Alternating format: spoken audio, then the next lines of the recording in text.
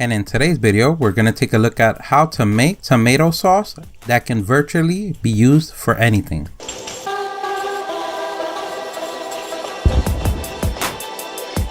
And you can use this sauce for anything, either for your favorite pasta, pizza, for a dip, for your favorite meat, or even to dip your bread or crackers. This is a very basic and easy to do sauce. Always remember that fresher the ingredients, the better. And here are the ingredients that we're going to use for today. 1 teaspoon of your favorite oregano, half a teaspoon of basil, half a teaspoon of parsley. We're going to use black pepper. It all depends the kick you want on the sauce. If you want more of a kick, then you can use half a teaspoon of black pepper, or if you want less of a kick, just a quarter of a teaspoon would be okay. Half a teaspoon of onion powder, 1 teaspoon of garlic. In this case, we're going to use paste garlic. You can use the garlic however you want, either minced, paste, powder. Remember that at the end of the day, you are the master of your fort, and those that are able to come in are only let because only you, the king or queen, has permitted for them to do so. So you also know what happens to those that don't like your sauce. As they say in the kitchen, chop chop. We're also going to need 1 tablespoon of olive oil, and remember, the best olive oil is the one you like.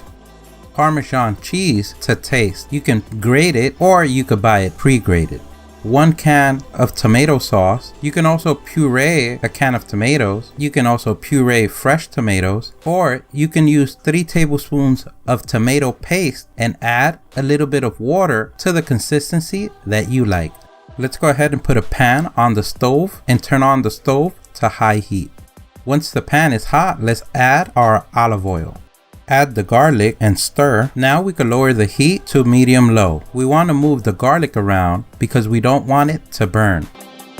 Now we could go ahead and add the tomato sauce. And what we want to do is let the tomato sauce cook for a little bit to get all the flavors before we add the rest of the ingredients.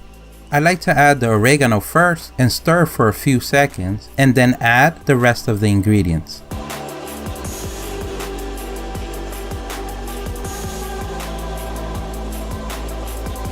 After we enter all the ingredients and stir, now we want to let it sit for about a minute or 2 until we see that the sauce starts bubbling.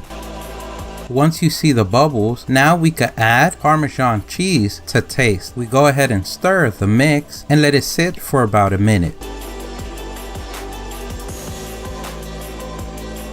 Now you could taste your sauce made by your hands and see if a pinch of salt is needed or not. And we do that because sometimes the Parmesan cheese, depending on the manufacturer, could be a little bit salty. So if your taste buds decide that you need a little bit more salt, you can go ahead and add the dash of salt. If not, that means you're done. And remember, you being the king or queen of your castle, those that don't like the hands that feed them, as they say, chop chop.